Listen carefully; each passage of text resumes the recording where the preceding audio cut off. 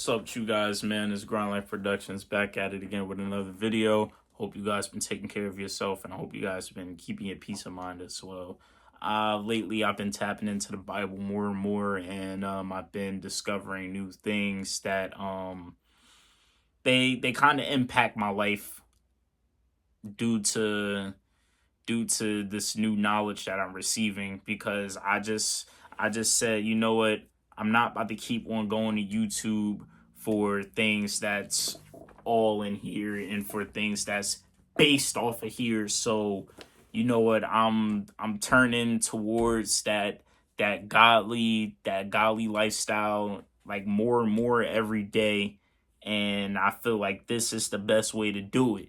So, as you guys know, I have been reading the book of Proverbs, and I've been giving you guys the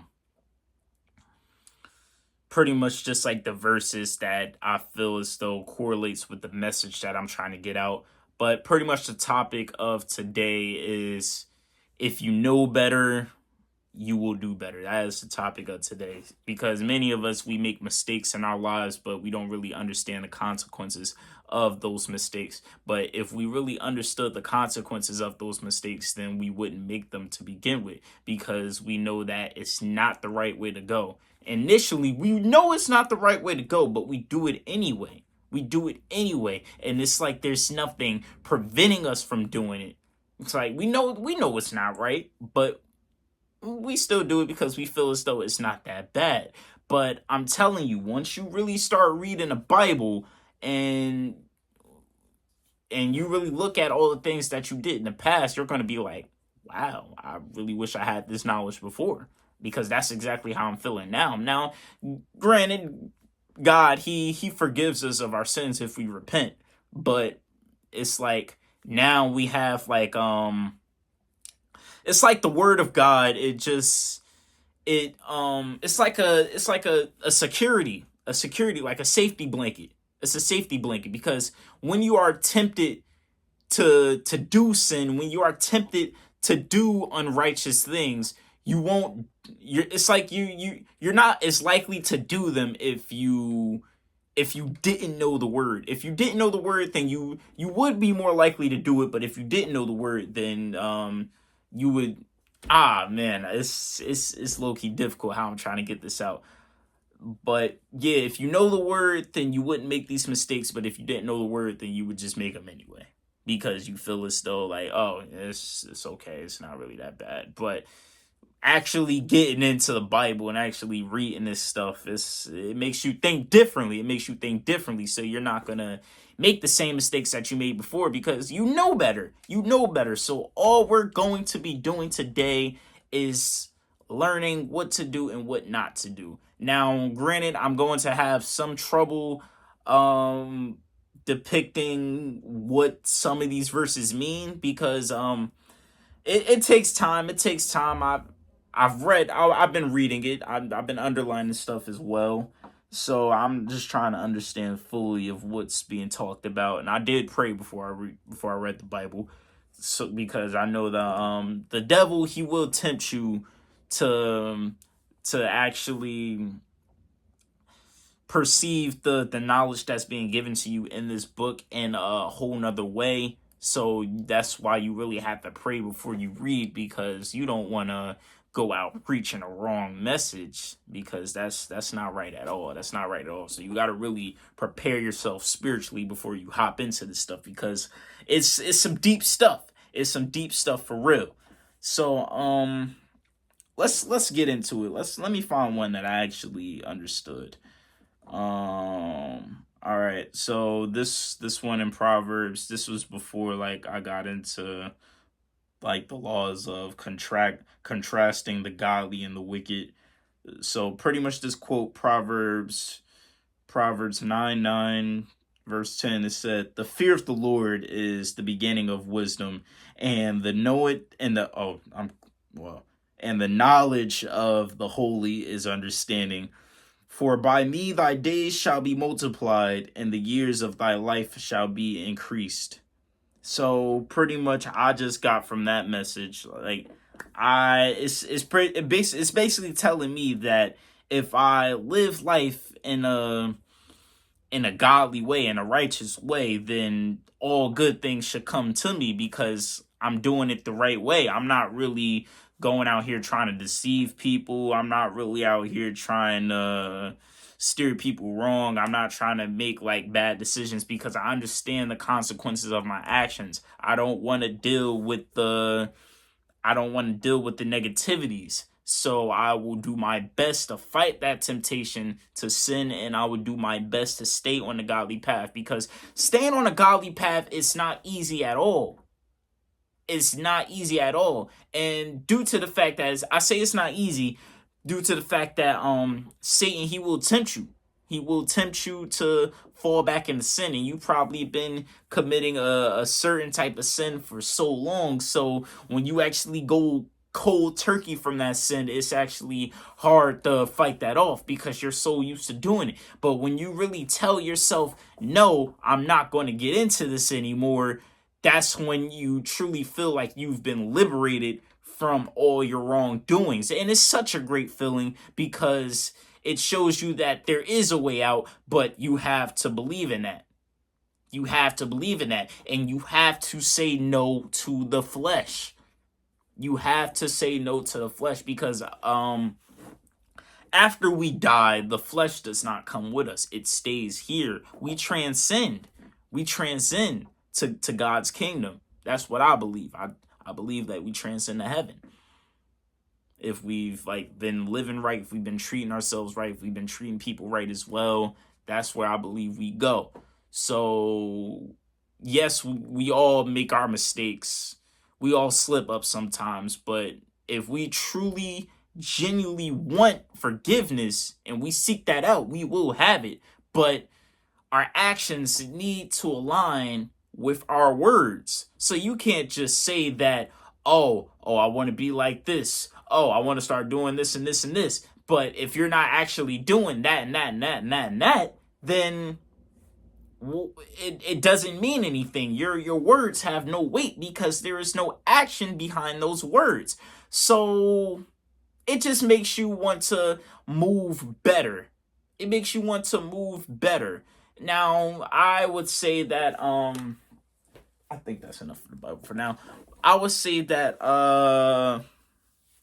I've been having my struggles here and there trying to stay on a righteous path due to the fact of me wanting to fall back into like my pleasurable desires, and that could be like falling back into like weed, alcohol, eating food, knowing that like I'm not hungry, but I just want to eat it just to have a pleasurable experience, playing the video game all day, knowing that I got things I got to take care of, knowing that I got work I got to do, just pretty much distracting myself from what's really going on. But when those temptations arise, it is seriously important that we actually turn to God, because it's like as soon as we turn to God, it's like we have a way out. I'm not going to say all the temptation just goes away, but we have a way out, and we have the option to take that way out. We have just like if you ever played Pokemon before, you would be in the dark caves, but if you really don't want to go through the dark caves to get out to where you need to go, you can use the escape rope. And you're instantly teleported out of that dark cave. And that same analogy can be tossed into how we are tempted by Satan, depending on what he tempts us with. Now, God, he tells us he's not a God of temptation. He's not going to urge us to do anything, but we have to choose him. Satan, he's the dark master of temptation and urges. He wants to tempt us to do all bad things. He wants to tempt us to fall victim to our lust, fall victim to our flesh, but we need to be able to discern from that. We need to be able to tell our flesh no, because we are higher than these animalistic values. Like we're human. We have God said he gave us dominion over everything on this planet. He gave us dominion over the creatures of the sea. He gave us dominion over the creatures in the sky. He gave us dominion over the creatures on the land because we were made in God's image. So knowing that we were made in God's image, we cannot fall victim to these low vibrational desires. We cannot fall victim to these lustful desires because we serve a God that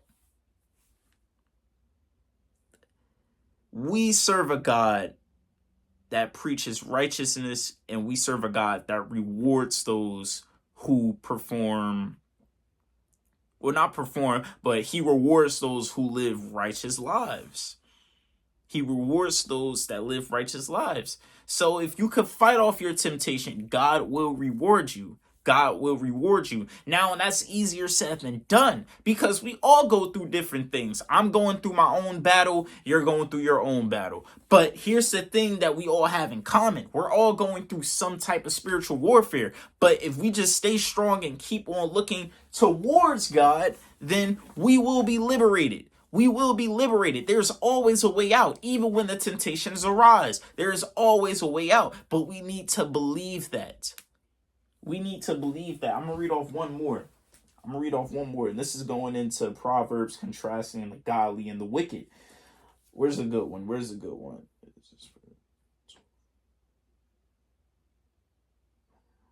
But so pretty much this whole chapter right here is talking about like how having wisdom is a good thing to have, and how like you should really just fight off the temptation, because if you could fight off the temptation, then you have wisdom. Even if you didn't even go through the experience, you have it because you know what to do. And especially if you go through with those things, then you are good. But hold on, let me find something. The way of the Lord is strength to the upright, but destruction shall be to the workers of iniquity. Now, this is a good one right here. The way of the Lord is strength to the upright, but destruction shall be to the workers of iniquity. So, throughout our day-to-day lives, like I said before, we will be tempted to do bad things, but if we follow the way of God, then we don't have to worry about that, because just thinking about God just eliminates all those thoughts. And not even just thinking about God, moving with godly intent, it eliminates all those thoughts, because you know that is not the right way. You know it's not the right way. And sometimes we need to be reminded. We need to be reminded of God's grace. I don't care how much you study the word.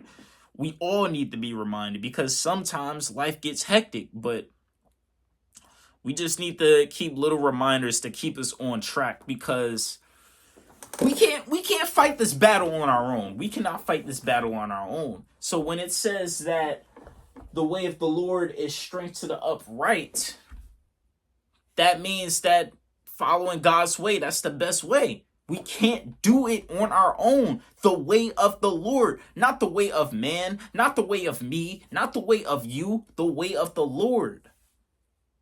He's higher than us. A lot of people, they preach that, oh yeah, I'm my own God. I don't need no man that I can't even see tell me what I got to do. Those people always fall down to damnation because they have too much pride in themselves.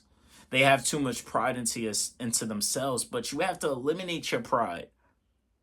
Your pride is, with pride cometh the downfall, and I'm pretty sure it says something in this text where it talked about that. Hold up, let me find it. Yeah, so I did not end up finding that, but I have it right here. So as you watch me like scramble throughout the text to try to find that, I got you guys right here. So it says here in Proverbs 16:18, when pride comes, disgrace follows, but with humility comes wisdom. So pretty much, you can't have too much pride. You can't have too much pride at all, because you got to let that go. You got to let that go. When you're so self-centered, it's like your arrogance is at an all-time high. So your utter downfall, it's most definitely soon to come. It's most definitely soon to come, because eventually you're going to end up doing something that will lead you to utter damnation. But with that being said, we're going to get back to the video. Yeah, I should be done scrambling throughout the text by then. So, yeah. Okay, so I found something that's a little similar to that. So it says, the righteousness of the perfect shall direct his way, but the wicked shall fall by his own wickedness. So pretty much I believe that's just saying that if you know that you're not moving in a godly path, if you know you're not moving in a godly path, but you try to find ways of where that could be a godly path when you know it's not, but you're trying to find ways to cope with that, you're gonna fall regardless. You will fall regardless. That's just how it is. That's just how it is. So there's no way around it. You can't beat around this bush. You cannot beat around this bush. It's either you go to the side or you go to that side. It's either you go to the side of the righteous or you go to the side of the unjust. Now, we all slip up. Like I said before, we all slip up sometimes. But we have the opportunity to get back up and try again. And it even says that in the Bible. Hold up. This one I got you for sure. You better believe it. It says, for a just man falleth 7 times and riseth up again, but the wicked shall fall into mischief. So even if we mess up, if we continue to stay on that same godly path, we will get to our destination eventually. But if we just mess up one time and we just accept defeat and fall, then it's just over for us. We cannot accept defeat. Because if God woke you up, if you're still breathing, if you're allowed to even watch this video, he still has a plan for you. So you still got to keep on fighting. You can't just give up. You still got work you got to do. So I say get to it. Why play around? There's no point. No point in playing when you already know what to expect. But yeah, I hope you guys were able to get what I was trying to preach in this video, because I just got done studying. I just wanted to get this video out to you guys, and pretty much just the main topic was just knowing better so we can do better. We messed up in the past, but that's okay. We can get back up again and try again. So yeah, that's pretty much the whole point. If you struggle to understand what was going on in the video, and I'll understand, because I do feel like I was a little all over the place, but I do feel as though I got the message out the best way I could. So yeah, with that being said, this has been Grind Life Productions. So we signing out. Peace.